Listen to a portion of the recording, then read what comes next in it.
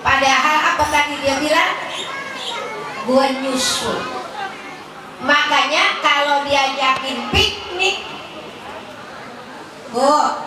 diajakin piknik, bisnya udah di depan, di pinggir jalan, jalan KH, di depan. Apa kata kita? Kata gurunya jam 6 udah siap, bisnya jam 7 udah rapi. Ibu biar rapi jam 7, jam 6 udah bercemong. Jam 7 bisnya udah siap ya, piknik. Apa kata ibu dalam hati ibu? Oh, gua kalau jam 7 tolak, jam 6 aja. Jam 6 duduk udah bercemong.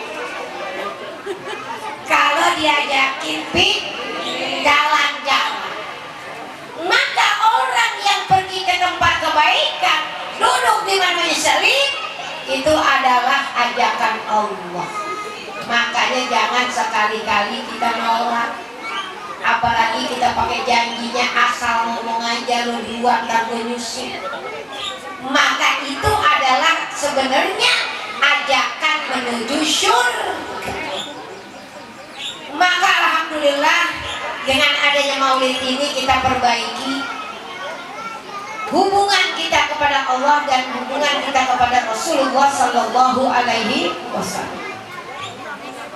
Ibu hadirat sekalian, yang pertama saya ingin sampaikan bahwa 3 nasihat. Tiga nasihat yang disampaikan oleh Nabi. Kita bawa pulang 3-3-nya. Amin. Yang pertama, ittaqillah haitsuma kunta. Takwalah kepada Allah di mana saja kamu berada. Kita disuruh jadi orang yang bisa takwa di mana saja. Bukan cuma di majelis taklim, bukan cuma di masjid, tapi di mana saja berada. Amin. Di masjid cakep takwa, di rumah alhamdulillah, di jalanan juga jadi orang yang bertakwa. Di jalanan, di dalam kendaraan, di mobil, mau pergi ke Bandung, di jalanan kedengeran di handphone bunyi suara azan, maka orang yang takwa harus ikutin petunjuk itu. Berarti ibu cari tempat rest area. Benar apa benar? Untuk apa? Untuk mengerjakan kewajiban. Jadi ibu di jalanan ingat sama Allah, di rumah ibu ingat sama Allah, di tempat manapun, bahkan di pasar sekalipun. Cuma kita kadang-kadang bu, ibu yang suka pergi ke Tanah Abang, lagi nawar gomis, hayyalah sholat. Apa kata ibu? Tak dulu deh, tak sembahyang gue lagi nawar. Pulangnya aja ntar di Kampung Melayu gue baru sembahyang. Sampai di Kampung Melayu hayyalah sholat lagi. Asal bu, ada yang begitu? Nggak ada. Alhamdulillah. Jadi di pasar kalau emang ada waktu, sudah memanggil pulang takut nggak keburu, harus tunaikan kewajiban. Kita ingat sama Allah di mana saja kita berada. Kenapa ibu? Supaya Allah ingat sama kita di kala kita susah. Ta'aruf ilallah firraha ya'rifka fisyiddah. Kenalah Allah di kala dalam keadaan kamu lapang, maka sungguh Allah akan bantu kita di kala kita susah. Jadi kalau kita ingat sama Allah dalam keadaan apapun, maka Allah akan bantu kita dalam keadaan susah. Insyaallah. Kewajiban-kewajiban yang harus kita kerjakan, karena orang yang takwa, orang yang ngerjain semua kewajiban, dan orang yang meninggalkan semua larangan Allah, itulah orang yang takwa. Selamat dunia dan makanya kata Nabi pesannya nomor 1, urusan kita kepada Allah, jaga ketakwaan kita sampai kita pulang dalam husnul khatimah. Kerjain perintahnya, jauhin larangannya. Itu perintah nasihat Nabi kita. Di mana saja kita berada dalam keadaan takwa. Sholat walaupun lagi repot, ibu lagi ngebesan, muka udah cemong, pakai baju buruk, seragam lagi buteknya. Bu, baru udah duduk, suara azan, kata ibu, ya mukaku baru banget diteplok-teplok. Gimana nih suara azan ini? Saya lagi repot. Temennya yang lemes nyamuk, udah biarin deh, Tuhan juga tahu kita lagi repot. Orang lemes mulut. Bu, sekalipun ibu udah dandan cemong kayak apa, kalau memang kewajiban sudah datang, orang yang takwa pasti akan melakukan kewajiban itu. Insya sebelum cemong ambil wudhu, sebelum pakai bedak, dalam keadaan supaya pas datang azan ibu tinggal sholat saja. Insya mau ngebesan udah rapi, kata ibu, ntar aja deh kalau udah kelar aku sembahyang. Pas udah kelar, hayya 'alas sholat, azan lagi. Makanya takwa kita lagi sibuk ataupun lagi senggang, apalagi harus selalu dalam ketaatan kita kepada Allah. Nomor 2, wa'atbi sayyi'atal hasanata tamhuha. Kata Nabi pesennya, ikuti, iringi perbuatan burukmu dengan perbuatan yang baik. Bu, iringi perbuatan buruk dengan perbuatan yang baik. Kalau ibu pernah melakukan kesalahan, buru-buru perbaiki.